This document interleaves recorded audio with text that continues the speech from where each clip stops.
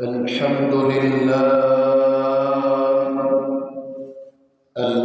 لله نحمده ونستعينه ونستغفره ونعوذ بالله من شرور أنفسنا ومن سيئات أعمالنا من يهد الله فلا مضل له ومن يضلله فلا هادي له ونشهد أن لا إله إلا الله وحده لا شريك له الذي أرسل رسوله بالحق بشيرا ونذيرا وداعيا إلى الله بإذنه وسراجا منيرا أعوذ بالله من الشيطان الرجيم بسم الله الرحمن الرحيم يا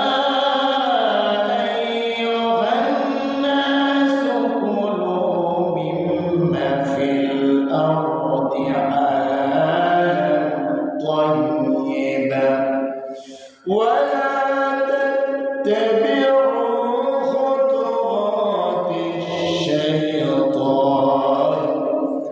إنه لكم عدو مبين بسم الله الرحمن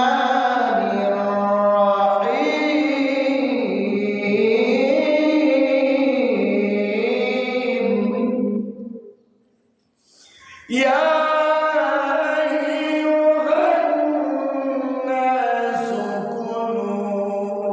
كلوا مما في الأرض حلالا طيبا ولا تتبعوا خطوات الشيطان إنه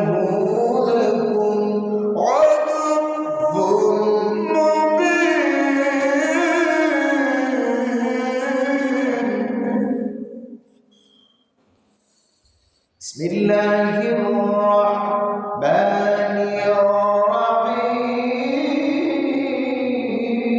الرحيم يا أيها الناس كلوا مما في الأرض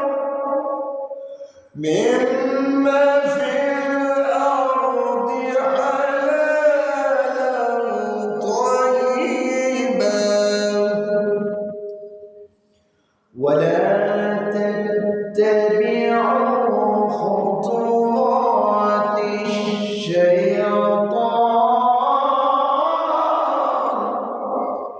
إنه لكم عدو مبين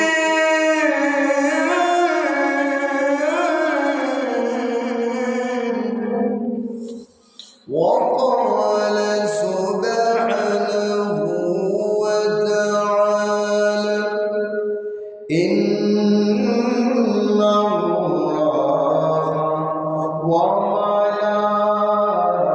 وملائكته يصلون على النبي يا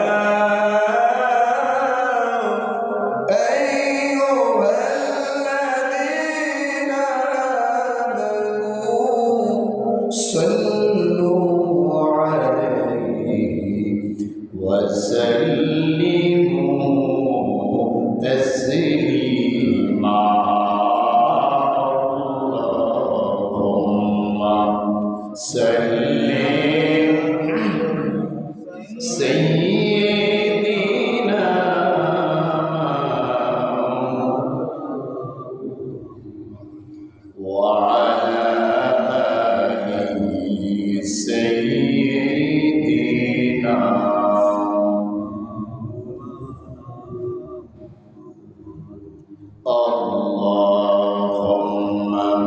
صل على سيدنا مولانا محمد وعلى آله سيدنا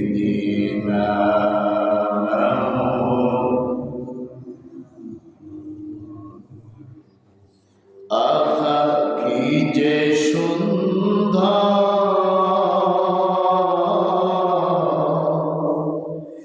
পৃথিবীর দ্বিতীয় মদিনা শহর আহা কি যে সুন্দর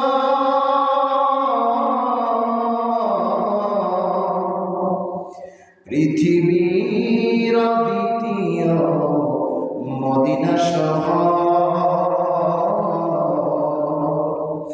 যেথায় শুয়ে আছে নবীর শত সাহাবা যেথায় শুয়ে আছে নবীর শত সাহাবী হাবিবুল্লাহর কাছে যেতে মোর মিনতি আল্লাহুম্মা সাল্লি সাইয়্যিদিনা মাওলানা মুহাম্মদ ওয়া আলা আলি সাইয়্যিদিনা লা ইলাহা ইল্লাল্লাহ লা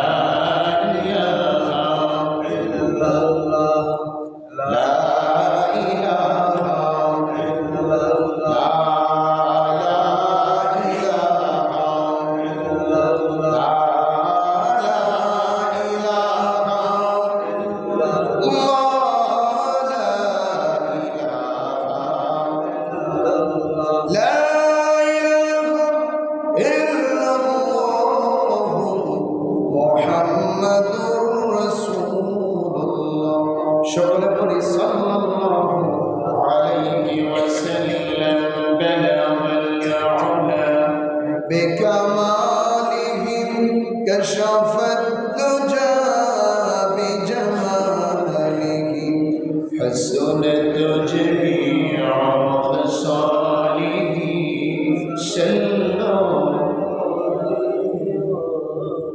আলহামদুলিল্লাহ আল্লাহ পাকের শুকর সুজদা আদায় করছি যে মহান মালিক আমাদেরকে দয়া করে মায়া করে মুসলমান বানিয়েছেন। শুকর করছি আলহামদুলিল্লাহ। আল্লাহ তাআলা আমাদেরকে মুশরিক বানালে করতে পারতেন না, মুশরিক বানালে মসজিদে আসলে আমরা জুমার দিন পাইতাম না, শ্রেষ্ঠ দিন পাতাম না। আল জুমআতু হাজ্জুল মাসাকিন, গরিবের জন্য জুমার দিনটা হজের দিন, এই দিনটা পেতাম না। আল্লাহ তাআলা আমাদেরকে দয়া করে মায়া করে ওয়া আনা মিনাল মুশরিকিন, আল্লাহ আমাদেরকে মুশরিক বানালেন, মুশরিকদের অন্তর্ভুক্ত করে আল্লাহ আমাদেরকে মুসলমান বলে বানিয়েছেন। আমাদের পরিচয় আমরা কি মুসলমান। আল্লাহ পাকের দরবারে আরো শুকর আদায় করছি এই ব্যস্তময় সময়ে আল্লাহ তাআলা আমাদের দুনিয়ার ব্যস্ততা থেকে বিতাড়িত করে এই জুমার দিন আল্লাহর ঘরে আসা বসার সুযোগ করে দিয়েছেন, সেজন্য আবার করছি আলহামদুলিল্লাহ। আজকের আলোচনা হচ্ছে হালাল এবং হারাম সম্পর্ক, খুবই গুরুত্বপূর্ণ সাবজেক্ট এবং সমাজের মধ্যে হালাল হারামের অভাবে অধিকাংশ মানুষের ইবাদত আল্লাহর দরবারে গ্রহণযোগ্য হচ্ছে না, ঠিক কিনা? হালাল হারাম অর্থাৎ সুদের আলোচনা করতে গিয়ে গত সপ্তাহে দেখলাম সিলেটে হুজুর নির্মাণতে চলে গেছে। হুজুর অনেক বকাবকি করেছে। হক কথা বলতেই হবে, বলা লাগবে, ঠিক কিনা? এটা হুকুম কার? হক কথা বলা লাগবে, হুকুম কার? আল্লাহ। জামাদুল সানি মাসের আজকে প্রথম জুমা, প্রথম জুমায় সামনের মাসটি হচ্ছে রজব, মাহে রজব আমাদের মধ্যে পদার্পণ করবেন। জামাদুল সানি মাসের আজকে 6 তারিখ। আসলে দেখেন দিন মাস চলেই যাচ্ছে, কিন্তু আমাদের অধিকাংশ মানুষের পরিবর্তন হচ্ছে না, ঠিক কিনা বলেন? রব্বুল আলামিন বলেন ওয়ামাল হায়াতুদ দুনিয়া ইল্লা মাতাউল গুরুর।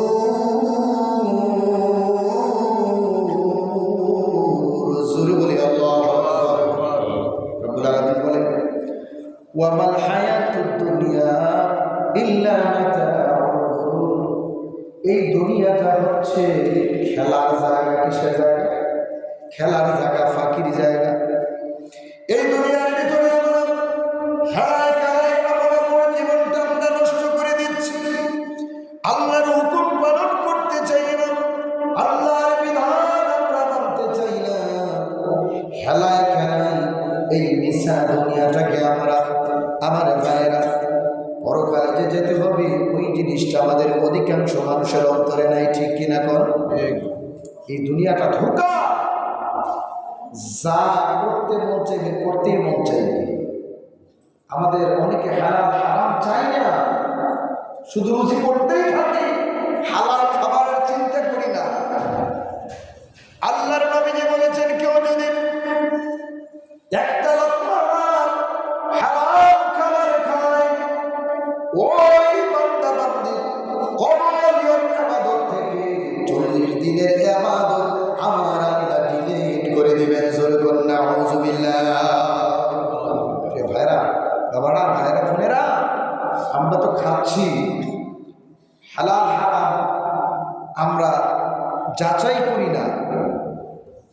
আমরা অনেকেই রুজি রোজগার যে হারাম করি ওই দিকেও তাকাই না, মনে করতে যে শুধু রুজি করতেই থাকি, করছি, করব, কোটি কোটি টাকার মালিক হয়ে যায়, সম্পদের মালিক হয়ে যায়, হালাল চাই না, হারাম চাই না, শুধু খাইতেই থাকি।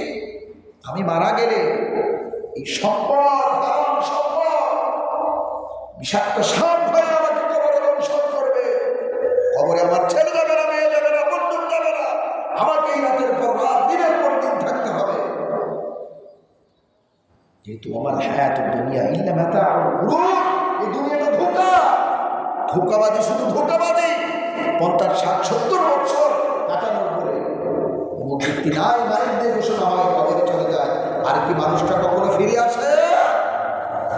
আমার ভাইয়েরা, আমার বাবারা, ও আমার মায়েরা, বোনেরা, সব সময় খেয়াল রাখবেন, হালাল জিনিস থেকে যদি দান মানুষকে করে, আল্লাহ রাব্বুল আলামিন 100 পরিমাণ দান করলে আল্লাহ বহুত পাহাড় পরিমাণ নেক বানায় আমল নামায় দিয়ে দেবেন। জোরে বলুন সুবহানাল্লাহ।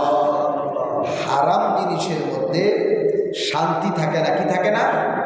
শান্তি থাকে না। হালালের মধ্যে শান্তি, হালালের মধ্যে মুক্তি। যেই শরীরের গোশত, রক্ত হারাম জিনিস দ্বারা তৈরি, নবীজি বলেছেন ওই শরীর, রক্ত, গোশত কখনো আল্লাহর জান্নাতে যাবে। এবার আসেন আমাদের জীবনের সাথে একটু আমরা মিলিয়ে নেই। আমরা কি হালাল রুজি রোজগার করছি, হালাল ভক্ষণ করছি কিনা, একটু বাস্তবতার সাথে একটু মিলিয়ে দেখেন। তাইলে আমরা ঘোষণা দিতে পারবো আমরা কি জান্নাতি না জাহান্নামী। ঠিক কিনা? মানুষ বলে না, বিবেক হচ্ছে সর্বোচ্চ আদালত। নিজের আমল যতটুকু নিজে করি, একটা পরীক্ষা যখন একটা স্টুডেন্ট দেয় তখন সে পাস করবে না ফেল করবে, তারা জিজ্ঞেস করলে যদি ভালো স্টুডেন্ট হয় সে করবে না আমি অন্তত যদি আমার A+ নাম আছে, ফার্স্ট ক্লাস নাও আসে, আমার ফার্স্ট নাম্বার উঠবে। ঠিক কিনা বলে?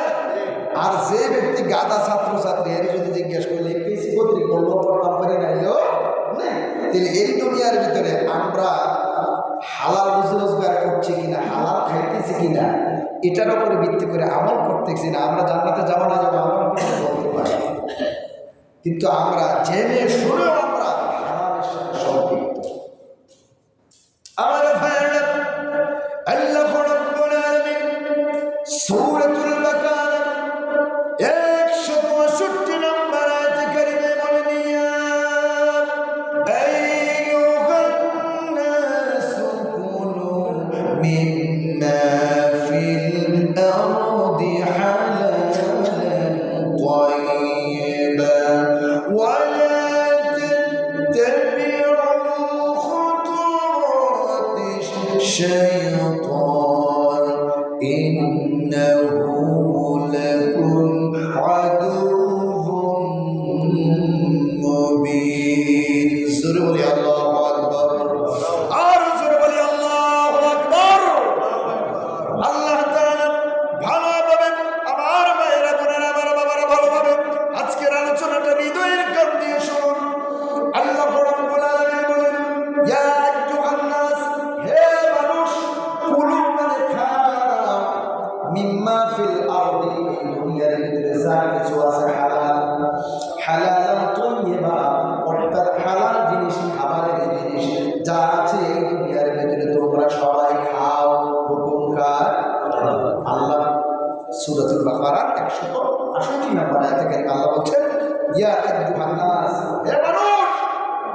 কুলু খাও মিম্মা ফিল আরদি হালালান তাইয়্যিবা, এই দুনিয়ার ভিতরে যত হালাল খাবার আছে এগুলো তোমরা খাও, উপভোগ করো।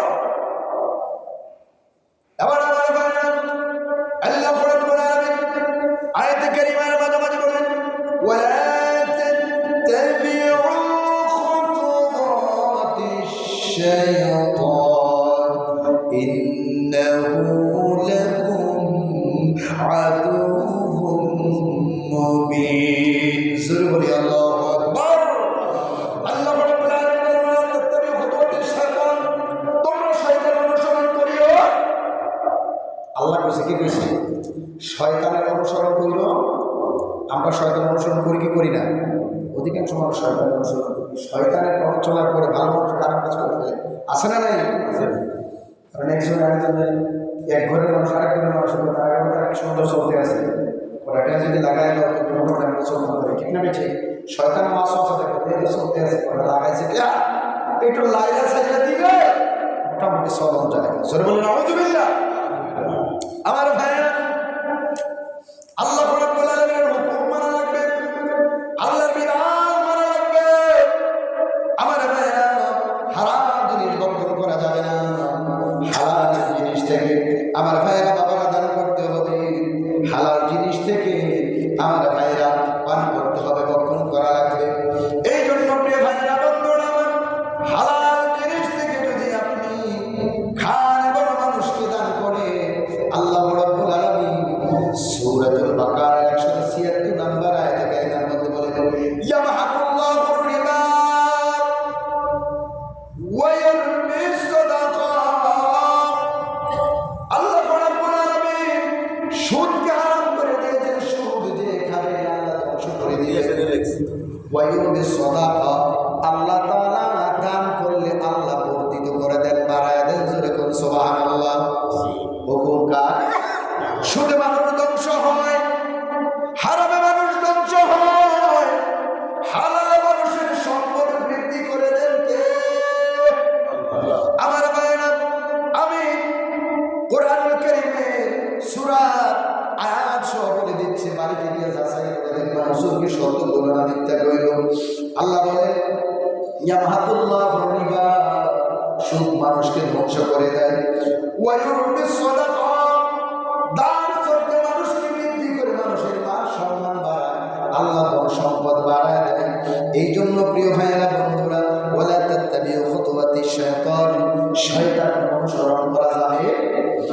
আমার ভাইয়েরা বাবারা, সবসময় খেয়াল রাখবেন, আমি যখন চাকরি করব, যেই চাকরির মধ্যে হারাম জিনিস আছে এটা আমি ধরব না, হারামের মধ্যে আমি যাব না, বা হারামের ভিতরে হারামের চাকরি আমি করার চেষ্টা করব না। বিশেষ করে বাংলাদেশের বিভিন্ন এনজিও, বিভিন্ন ব্যাংক আছে না নাই, আপনাকে দয়া দেখায়, আপনি কষ্ট করে চলবেন কেমনি, আপনারে দেয়। এমন আমার ভাইরা নজির আছে, এই সুদের জন্য, কিস্তির জন্য ঘর বাড়ি পর্যন্ত, জমি জামা পর্যন্ত নিয়ে যায়, আছে না নাই? কথা আপনার আছে না নাই? এই জন্য প্রিয় ভাইরা আমার, আল্লাহ তাআলা হালাল খাবারের জন্য বলছে, হালাল কাপড় খাবেন। আল্লাহ তাআলা আপনার ইবাদত করবেন, আল্লাহকে যখন ডাকবেন, আল্লাহ ডাক দিতে দেরি, আল্লাহ আপনার ডাকে সাড়া দিতে দেরি করবেন না। জোরে বলুন সুবহানাল্লাহ। এই ব্যক্তির নবীজির সময় আল্লাহকে ডাকছেন, আল্লাহ আমারে দাও, আমারে সেটা দাও, আল্লাহ আমার ধন সম্পদ দাও, আল্লাহ আমার সুস্বাস্থ্য দাও, আল্লাহ আমার পরিবারের মতো রহমত নাযিল করুন।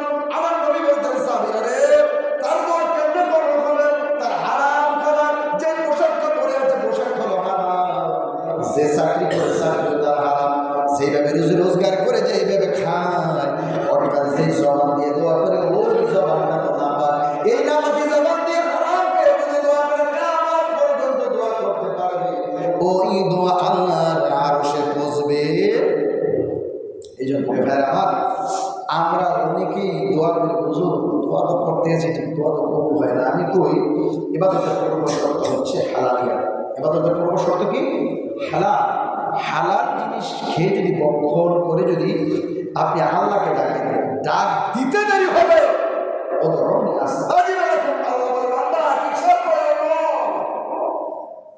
আমার ভাইরা, হালালের ব্যাপারে কোনো মানুষের মতানক্য নেই। হালাল হালাল, হারাম তো হারামে। এই জন্য আমরা অনেকে নামাজ পড়ি, রোজা রাখি, আল্লাহ বিধান মানি ঠিক, কিন্তু হারাম জিনিস যখন নিজেদের স্বামী ওই দিকে আমরা অনেক মায়ের বাধা দিতে চাই। মোটামুটি কয়েক বছর উঠে লই, আপনি যে কয়েক বছর উঠে বাঁচবেন থাকবেন তার কোনো গ্যারান্টি আছে? আছে নাই। আমার ভাইয়েরা, রিজিকের প্রয়োজন আল্লাহর কাছে কোন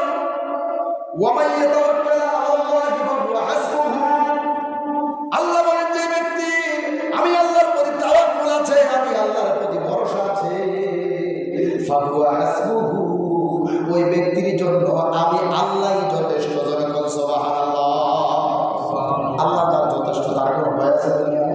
ভয় আছে? ভয় আছে? ওমান ইয়াতাওয়াক্কাল আলাল্লাহ ফাহুয়া হাসবুহু, যে ব্যক্তি আল্লাহর উপর ভরসা করে তাওয়াক্কুল করে, ফাহুয়া হাসবুহু, আমি আল্লাহ তার জন্য যথেষ্ট। মাল্লাহুল মাওলা ফালাহুল মুলক, আল্লাহ কয় বান্দা যখন আমার হয়ে যায়, আমি আল্লাহ স্বয়ং বান্দার হয়ে যাই। সুবহানাল্লাহ। আচ্ছা, তফসীর ভিতরে এসেছে মাল্লাহুল মাওলা ফালাহুল মুলক, বান্দা যখন আমার হয়ে যায়, আমি আল্লাহ বান্দার হয়ে যাই। বলি আল্লাহু আকবার। এই জন্য প্রিয় ভাইয়েরা আমার, হালাল খাওয়া লাগবে, হালাল খেয়ে আল্লাহকে ডাকা লাগবে। প্রিয় বন্ধুরা আমার, ভাইরা আমার, ওই দিন দুনিয়ার ভিতরে থাকবেন, হালাল হারাম আপনি যাচাই করবেন না, সম্পদের মালিক আপনি হলেন, সন্তানকে বানিয়ে দিয়ে গেলেন, আপনি কবরে চলে গেলেন, আপনার অবস্থা কি হবে? আপনি কি একটু চিন্তা করে দেখেছেন? এখন সমাজের মধ্যে হালাল হারাম জিনিসটা একেবারে নাই, হালাল জিনিসটা একেবারে আস্তে আস্তে উঠে যাচ্ছে, হারামের দিকে মানুষ ধাবিত হচ্ছে। নবীজিও বলছেন আখির জামানায় মানুষ সুদ ঘুষ হারামের দিকে মানুষ ধাবিত হবে। ঠিক রাসূলের ভবিষ্যৎবাণী অনুযায়ী অনেকেই যাচ্ছে। আবার শুধু আল্লাহর কোরআন শুনে আমার ভাইয়েরা আল্লাহর দিকে, নবীর দিকে, আল্লাহর দিকে ফিরে আসতেছে।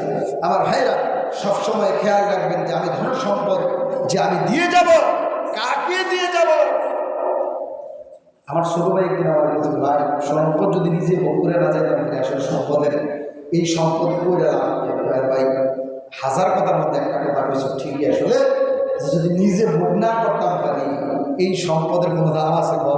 কন এমন মানুষ আছে সম্পদ রেখেই যায়, ভোগ করতে পারে না। আমার ভাইয়েরা, হালাল হারামে শুধু জোগায়া দেওয়া যায়। আপনি কি চিন্তা করেছেন আপনি যে দিয়ে যাচ্ছেন, আপনি একদিন কবরে চলে যাবেন, আপনার ছেলে মেয়ে কি করবে? আপনি কি একটু চিন্তা করে দেখেছেন? একটু চিন্তা করি না আমার ভাইয়েরা। হালাল জিনিস যদি বলতেছিলাম, হালাল জিনিস যদি আপনি খান, আল্লাহরে ডাকলে আল্লাহ আপনারে ডাকে সারা দিবে। হারাম খায়া, হালাল আমার ভাইয়ের হারাম খায়া সারাদিন যদি ডাকে, ওই ডাক আল্লাহ তাআলা কখনো শুনবেন? অনেকে বলে হুজুর আমি তো শুনতে পারি না, এমনি আসেন। আল্লাহ তাআলা একটা মানুষ দুনিয়া আসা 20 লক্ষ বছর আগে আল্লাহ রিজিকের ফয়সালা করে দিয়েছেন। তাই রিজিকের চিন্তা আমি করা রাখবো। ফাইদা কুদিয়াতিস সালাতু ফাতাশিরু ফিল আরদ ওয়াবতাগু মিন ফাদলিল্লাহি কাসীরা ওয়াযকুরুল্লাহা কাসীরান লাআল্লাকুম তুফলিহুন। সুরে বলি আল্লাহু আকবার। নামাজ যখন শেষ হয়ে যাবে, মাঠে ময়দানে কাজে চড়া পড়বে, যখন চড়া পড়বে রিজিকের মালিক আমি আল্লাহ। এই দুনিয়ার ভিতরে যত পশু পাখি যা কিছু আছে সব কিছুর খাবারের ব্যবস্থা করে দেবে। আপনারা তো জানেন আল্লাহর নবী মুসা পয়গম্বর আল্লাহর সঙ্গে দেখা করার জন্য আল্লাহকে বললেন, আমি তোমারে দেখতে চাই। আল্লাহ ডেকে বলে, মুসা রে তুমি আমাকে দেখতে পারবে না, তারা তুমি আমাকে দেখতে পারবে না। আমার ভাইয়েরা, বন্ধুরা, আল্লাহকে বারবার যখন বলে না আমি তোমারে দেখতে চাই, আমার ভাইয়েরা আল্লাহ দেখে বললেন তারা নি মুসা তুমি আমাকে দেখতে পারবে না। আমার ভাইয়েরা বারবার যখন আবদার করেছেন আল্লাহ নবী মুসা পয়গম্বর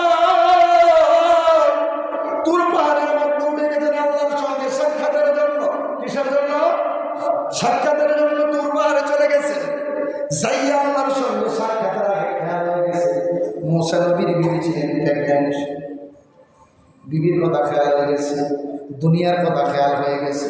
তখন আল্লাহ রাব্বুল আলামিন বললেন, মুসা তোমার ভিতরে তোমার হাতের মধ্যে যে লাঠিটা আছে, ওই লাঠিটা দিয়ে তোমার সামনে যে পাথরটা আছে ওই পাথরটার ভিতরে একটা বাড়ি দাও। আল্লাহ নবী মুসা আলাইহিস সালাতু ওয়াস সালামকে আল্লাহ যে মুজিজা দিয়েছিলেন, এই যেই চিন্তা করে উনি ছাড়তেন, সাপ চিন্তা করে যদি সাপের চিন্তা করে ছাড়তেন সাপ হয়ে যাইত, পানির ভিতরে নৌকার চিন্তা করে দিলে নৌকা হয়ে যাইতেন। আপনারা জানেন কিনা বলেন?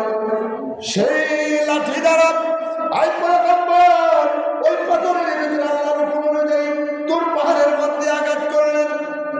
আঘাত করার পরে পাথরটা দুই ভাগ হয়ে গেল। ওই পাথরের ভিতরে দেখেন আর একটা পাথর। তখন আবার ভাইয়েরা আল্লাহ হুকুম করলেন, মুসা রে দ্বিতীয় পাথরটা আবার বাড়ি মারো। আমার ভাইয়েরা আঘাত করলেন, বাড়ি মারলেন, দুইটা টুকরা হয়ে গেল। এদের ভিতর থেকে আরেকটা পাথর বের হলো, আস্তে সুন্দর একটি পাথর বের হয়ে গেল। আল্লাহ হুকুম করলেন, মুসা রে ওই পাথরটার মধ্যে তৃতীয় পাথরটার মধ্যে আবার আঘাত করো। তৃতীয় পাথরটার মধ্যে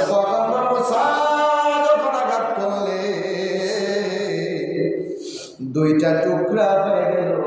একটা পিপিলিকা খাদ্য নিয়ে ওই পাথরটার থেকে বের হয়েছে। যেরকম সুবহানাল্লাহ। আল্লাহ ডেকে বলে, পয়গম্বর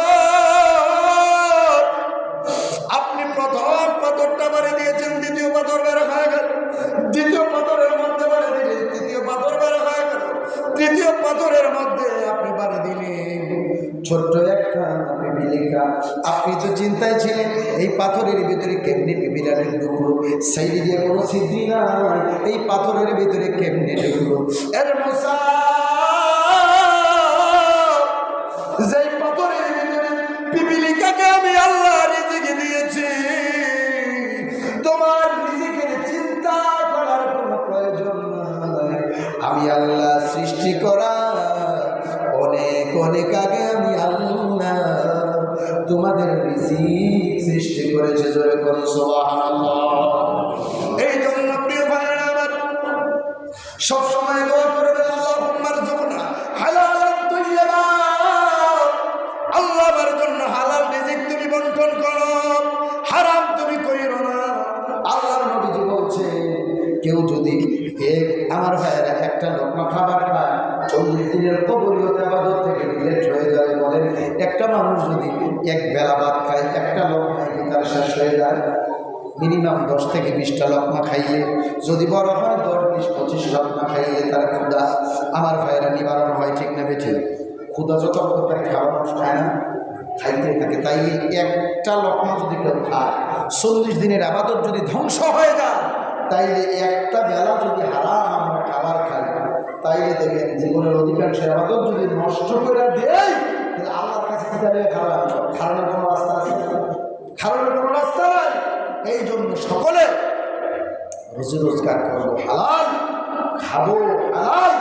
হালাল যদি না খাই, না খেয়ে আল্লাহকে ডাকি, আল্লাহর কাছে আমাদের ডাক গ্রহণযোগ্য হবে।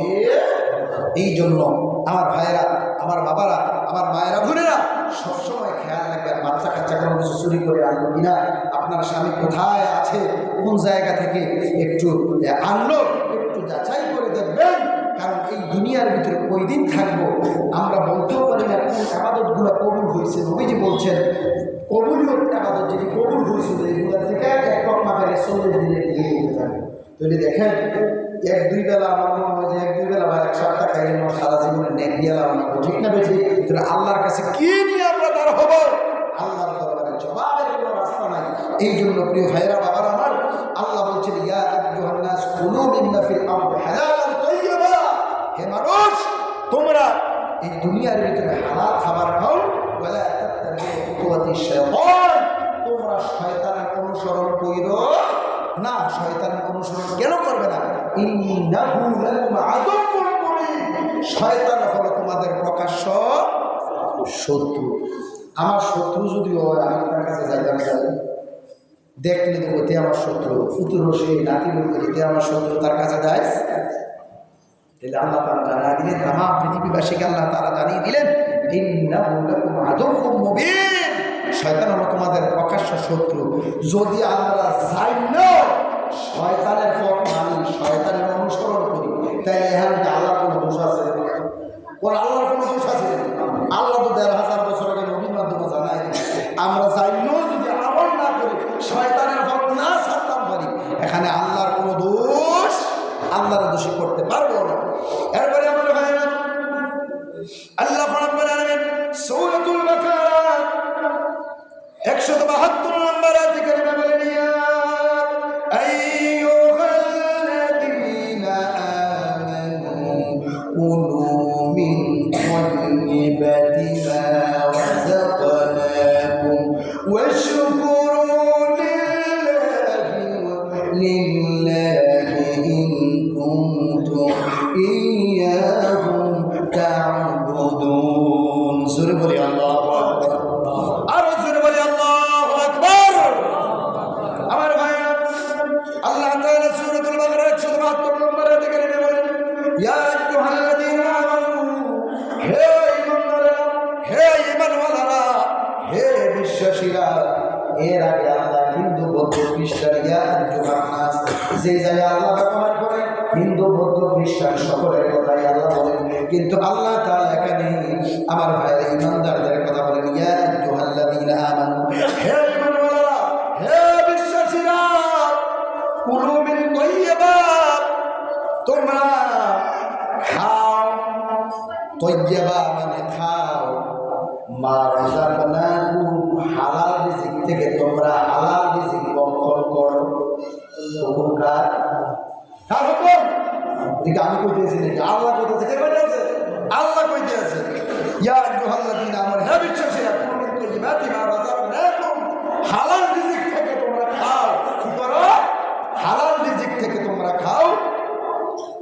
ওয়াশকুরু লিল্লাহ, আর আমি আল্লাহর শুকর আদায় করো। আমরা শুকর আদায় করি কার?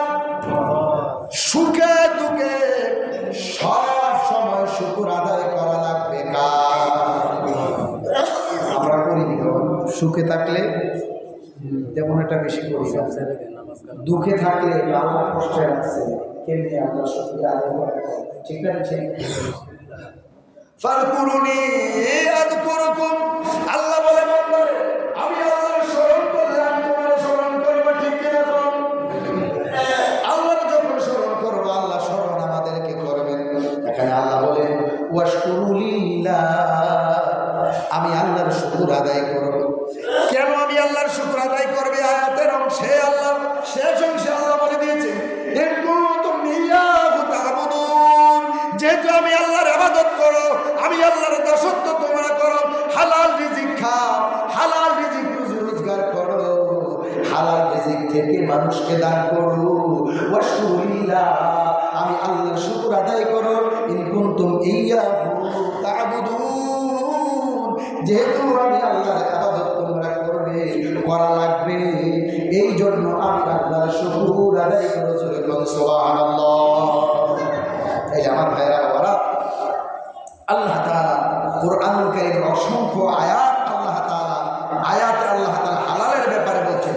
এরপরে আল্লাহ তাআলা সূরাতুল বাকারা ১১০ নম্বর আয়াতে কারিমা বলেন, ওয়ালা তাকুলু আমওয়ালাকুম বাইনাকুম বিল বাতিলি ওয়া তুদলু বিহা ইলাল হুক্কামি লিতাকুলু ফারিকাম মিন আমওয়ালিন নাস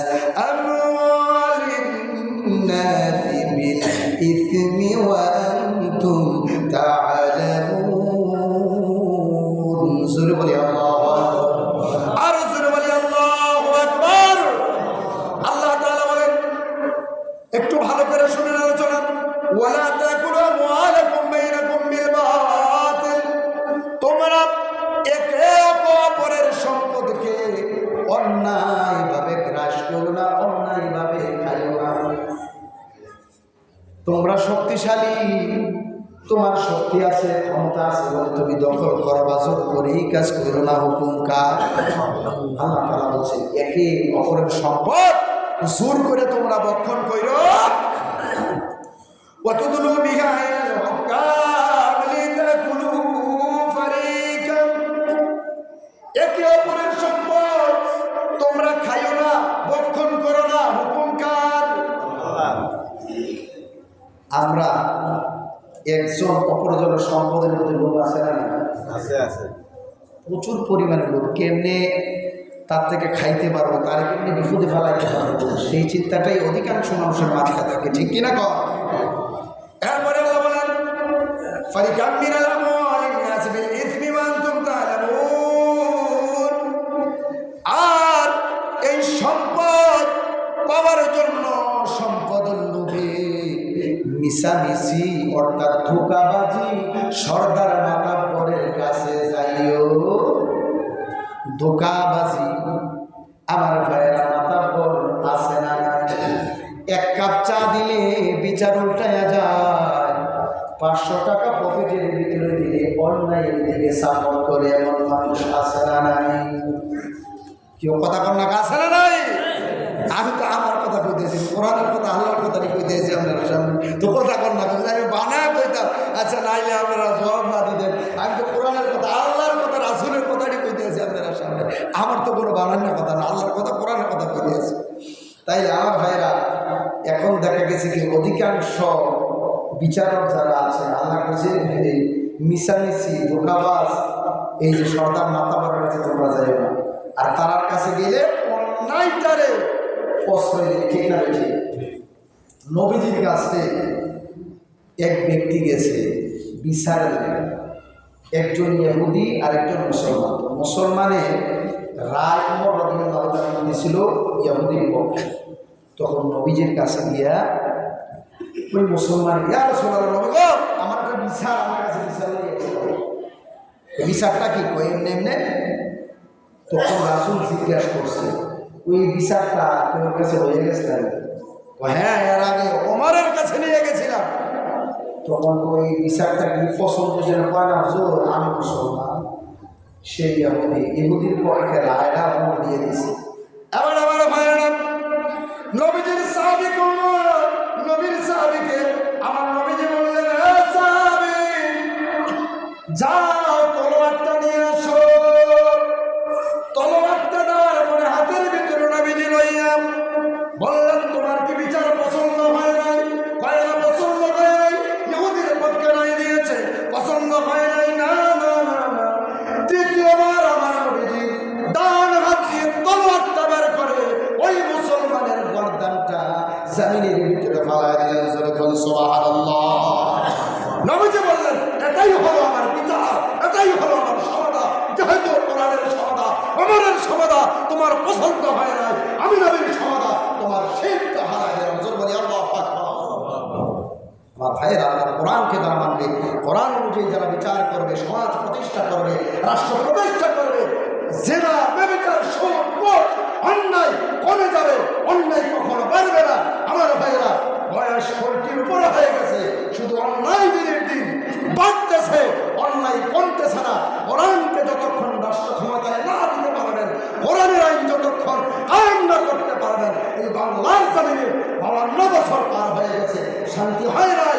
1000 বছর চলে গেল, শান্তি আসবে না। এই কোরআনকে যতক্ষণ না মানবেন, ঠিক কিনা?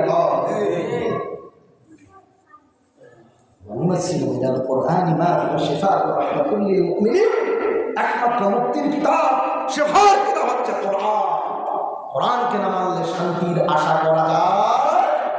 তাই আমার ভাইয়েরা, একটা বিচার যদি কোরআন অনুযায়ী হয়, তাই আমার ভাইয়েরা কোরআনের আইন হচ্ছে চুরি করলে হাত কেটে দাও। কি করো?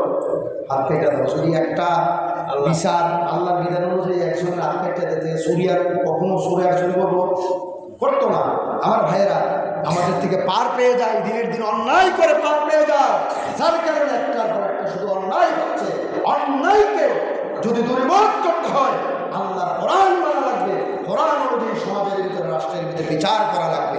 তাইলে অন্যায় থাকবে না, ব্যভিচার থাকবে না, জেনা থাকবে না, সুদ থাকবে না, ঘুষ থাকবে না, এগুলো একবারে দূর হয়ে যাবে। আমার নবী মাত্র 23 বছরে কোরআন আল্লাহ তাআলা দিয়েছেন নিজের উপরে।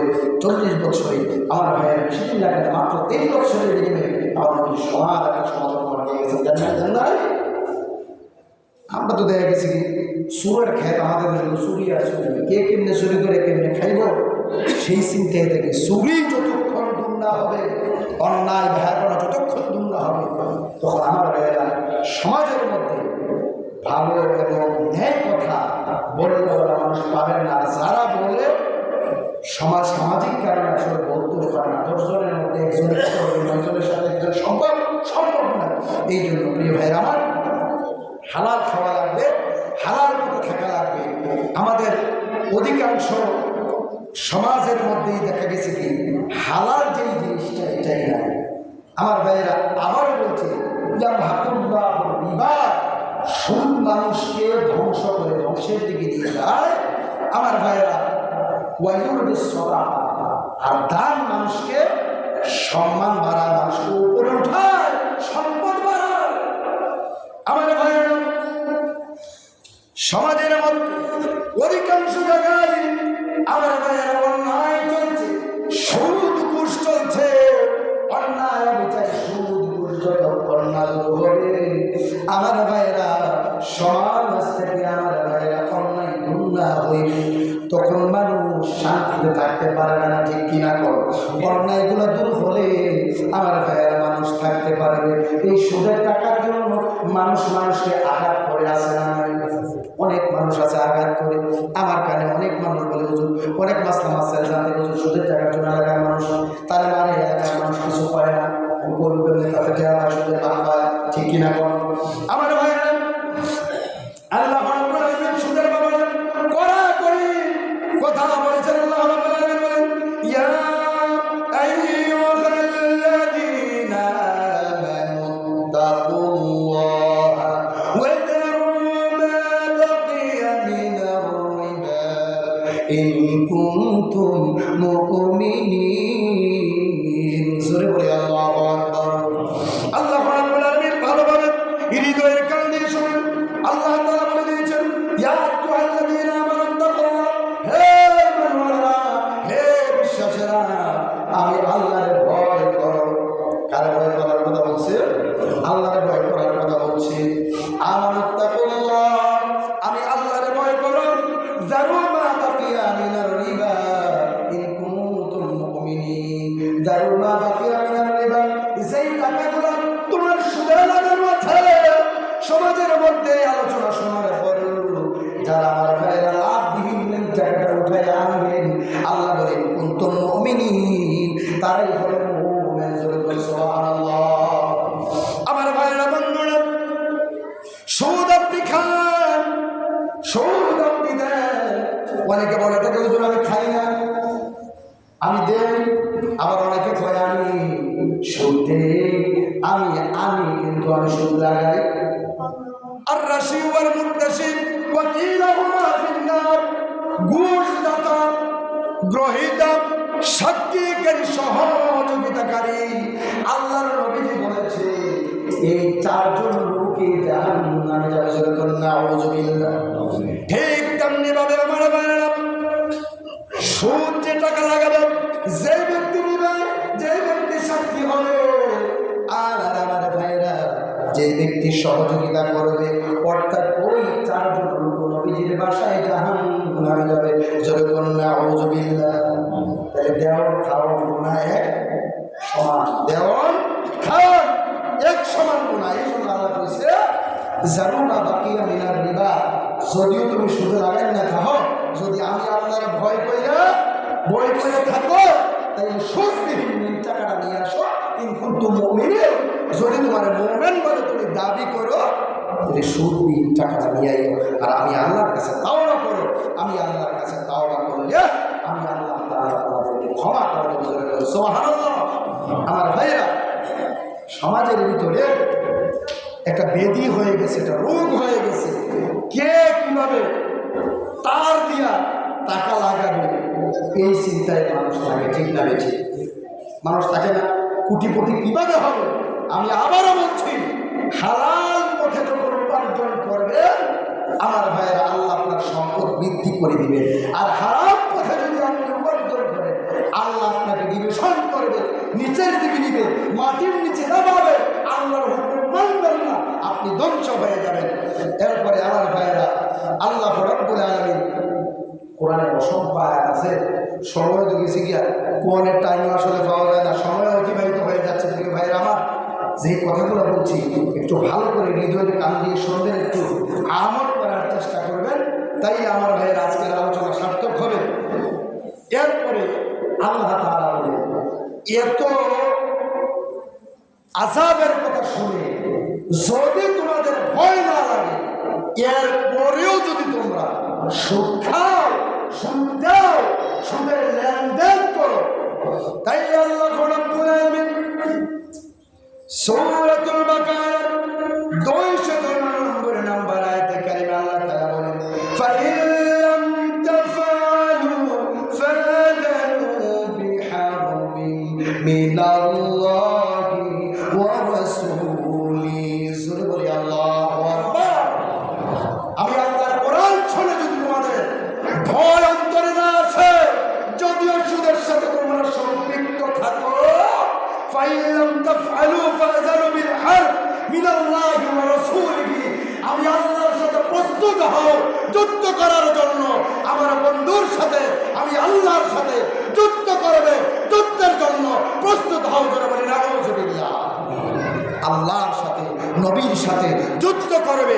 আসমান জমিনে এমন কোন শক্তি আছে, এমন কোন মানুষ আছে আল্লাহর সাথে, নবীর সাথে লড়বে, এমন কোন মানুষ আছে? কথা কোন না আছে?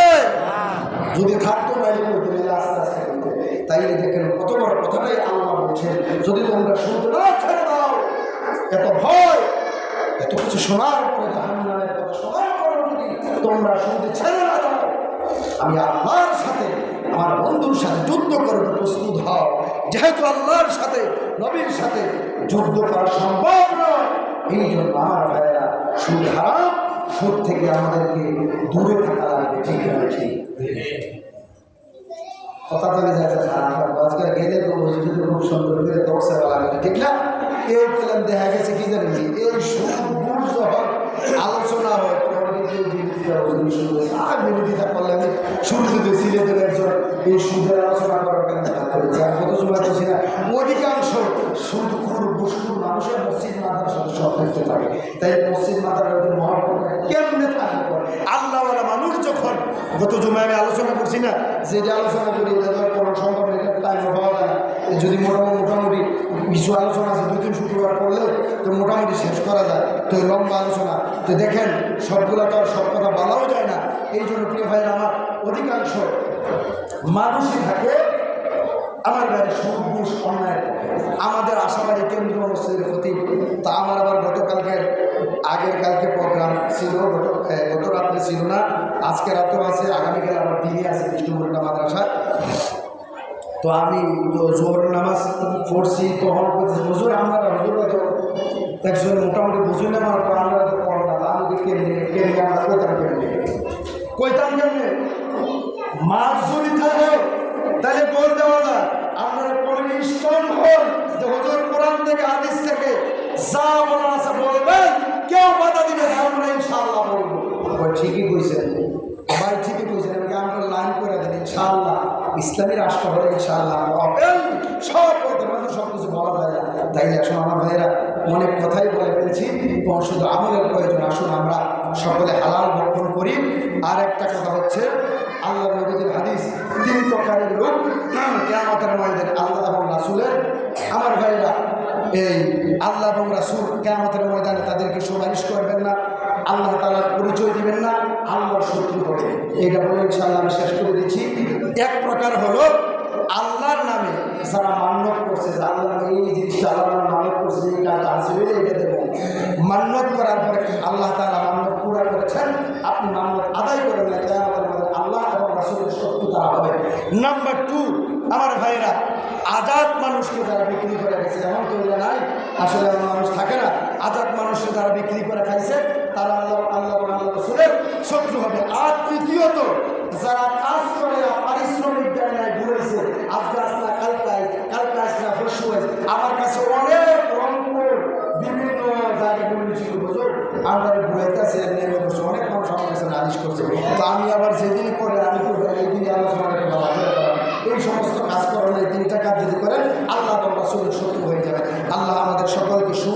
থেকে